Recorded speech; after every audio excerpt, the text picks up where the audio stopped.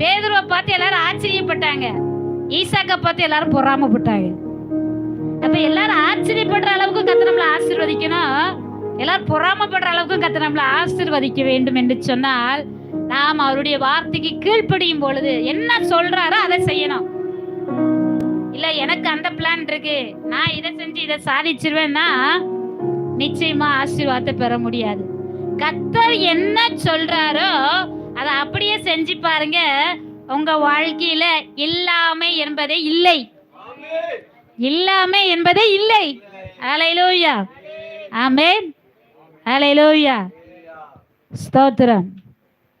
அப்ப முதலாவது நம்ம கர்த்தருக்கு பயந்து அவருடைய வழியில் நடக்கும் பொழுது நம்முடைய பிரயாசம், கையின் பிரயாசங்கள் ஆசீர்வதிக்கப்படுகிறது. அதனால சூழ்நிலையை பார்க்காதுங்க, கர்த்தருடைய வார்த்தையை பாருங்க. சூழ்நிலையை பார்த்தீங்கன்னா நிச்சயமா ஆசீர்வாதத்தை பார்க்க முடியாது.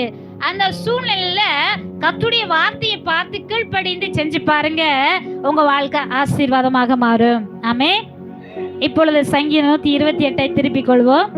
அப்ப கர்த்தருக்கு பிரியமா இருந்து அவருடைய வழியில் நடக்கும் பொழுது நம்முடைய கையின் பிரயாசத்தை கர்த்தர் ஆசீர்வதிக்கிறார். நம்ம குடும்பத்துல தரித்திரம் வராது, குறை வராது, பற்றாக்குறை வராது, நிறைவுதான் வரும்.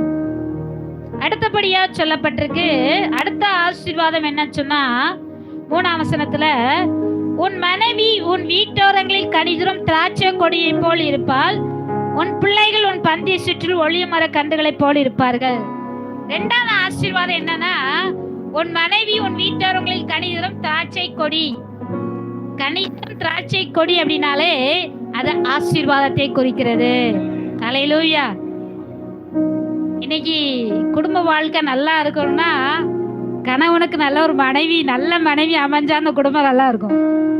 ஹல்லேலூயா. அதே போல மனைவிக்கு நல்ல ஒரு கணவன் அமைஞ்சா அந்த குடும்பம் நல்லா இருக்கும். அப்ப இதுல சொல்லப்பட்டிருக்கு, உன் மனைவியும் வீட்டோர்களில் கனிதரும் திராட்சை கொடி அப்படின்னு சொன்னா, கனி தருகிற திராட்சை கொடி என்று சொன்னாலே அது ஆசீர்வாதத்தை குறிக்கிறது.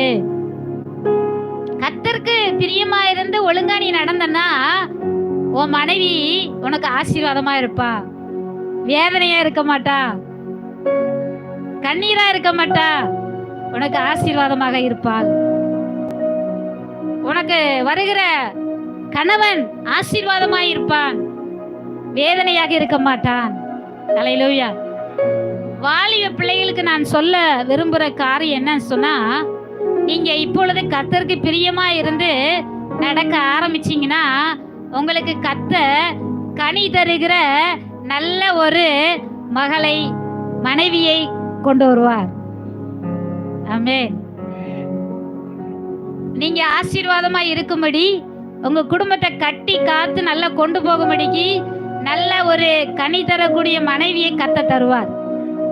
கர்த்தருக்கு பிரியமா இருந்து கர்த்தர் என்ன சொல்றாரோ அதை செஞ்சு பாருங்க, உங்க எதிர்காலம் ஆசீர்வாதமாக இருக்கும். அதே போல தங்கச்சிமாருக்கு சொல்ல விரும்புற காரியம், இந்த வாலிய பிரயாயத்துல கர்த்தரை நினைச்சு கர்த்தருக்கு பிரியமா இருந்து உங்கள் பாதை தவறி போகாதபடி நீங்க சரியாய் நடக்கும் பொழுது கர்த்தர் உங்களுக்கு ஏற்ற துணையை தந்து, உங்க வாழ்க்கை துணையை தந்து உங்க குடும்பத்தை கட்டி தருவார். அது சந்தோஷமாயிருக்கும், அது ஆனந்தமாயிருக்கும். ஹல்லேலூயா, ஹல்லேலூயா.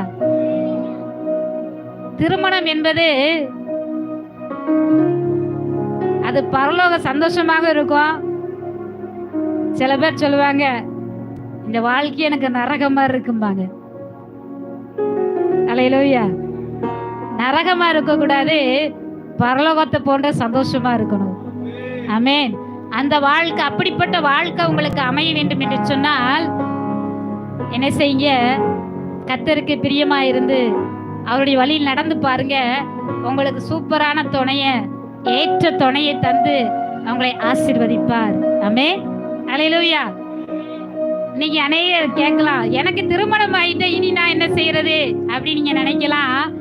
திருமணமாகி நீங்க வாழ்க்கை நடத்தி கொண்டு இருந்தாலும், ஒருவேளை உங்கள் துணை சரியாக இல்லாவிட்டாலும், இந்த நாளிலிருந்து தீர்மானம் எடுங்க, கர்த்தரை அதிகமா நேசித்து கர்த்தருக்கு பிரியமா இருந்து நீங்க அவர் என்ன சொல்றாரோ அதன்படி செஞ்சு பாருங்க.